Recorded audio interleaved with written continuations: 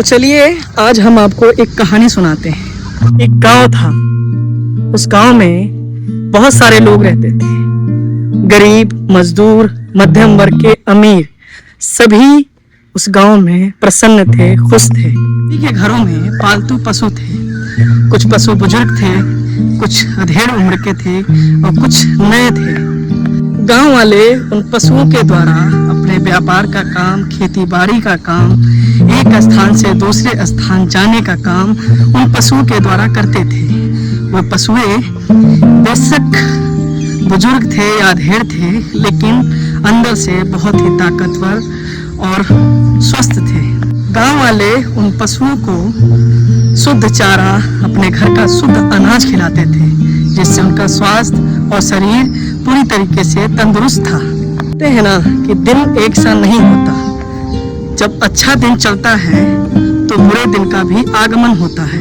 तो गांव की खुशियों को किसी की नजर लगने वाली थी, क्योंकि जो पशु व्यापारी और चारा व्यापारी थे उनका उद्योग ठप पड़ा हुआ था। तो उस गांव के सभी पशु स्वस्थ और तंदुरुस्त थे। सभी व्यापारियों ने मिलकर एक रणनीति अपनाई। उन्होंने सोचा कि कैसे अपने इस व्यापार को बढ़ाया जाए, जिससे इस गांव में पशुओं की जरूरत पड़े और चारा की जरूरत पड़े। व्यापारियों ने मिलकर जहरीले चारा का उत्पादन बढ़ाया।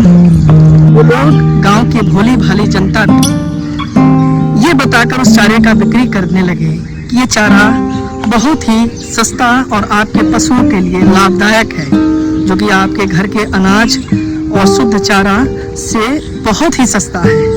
भोली भाली जनता उनकी मंशा को नहीं समझ पाई।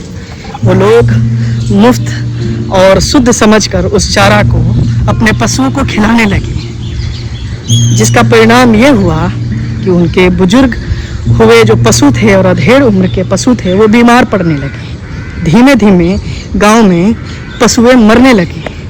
गांव में पशुओं की डिमांड बढ़ने लगी और व्यापारियों का मुनाफा बढ़ने लगा।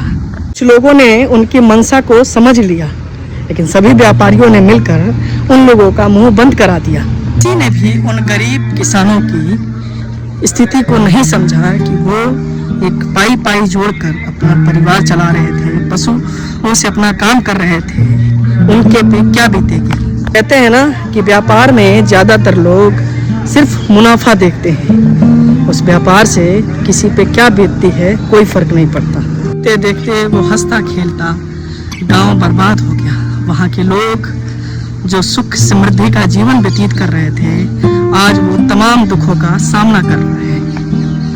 ये तो सिर्फ एक कहानी